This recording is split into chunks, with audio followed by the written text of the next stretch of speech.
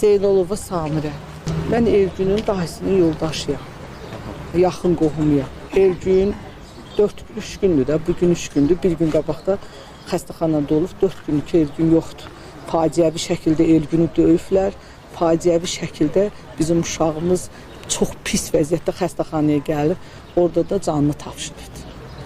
Çox pis. Hansı canidir, hansı qansızdır, bilmirik. Hələ ki, çöldə gəzir onlar. Hələ ki, bizim uşaqlarımız hamısı təhlükədədir. Uşaqlar hamısı qorxur, hamısının gözündə qorxu var. Biz bu işin arxasınca düşəcəyik. Bütün Gəncə xalq arxamızdadır bizim. Hamı da deyir ki, tezliklə bu canilər tapılsın, hüquqi və şeydə cəzasını tapsınlar. Biz də hamımız heç kəs susası deyilük, biz susmuruq. Susmayacaq, Elgün üçün heç kəs susmayacaq. Axıra qədər də gedəcəyik. Bunun da anası anadır.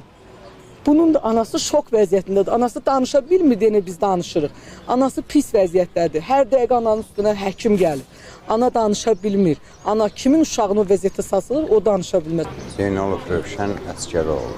Daha kimi biz bu üsma rəsmini radiola verib başımızda. Biz özümüz də aksiya ilə dayıları, bibiləri falan hamımız biz də gedib boşalırıq. Biz də bu aksiyanı və özümüz bizə də dəstək olanlar yenə sağ olsunlar. Çünki belə insanlar, belə cinayət törədənlər, bunlar insanlar arasında yer yoxdur bunlara. Bunlar tapıb cəzalandırmaq. Çünki bizim başımıza gələn o pis ailələrin də başına gələr.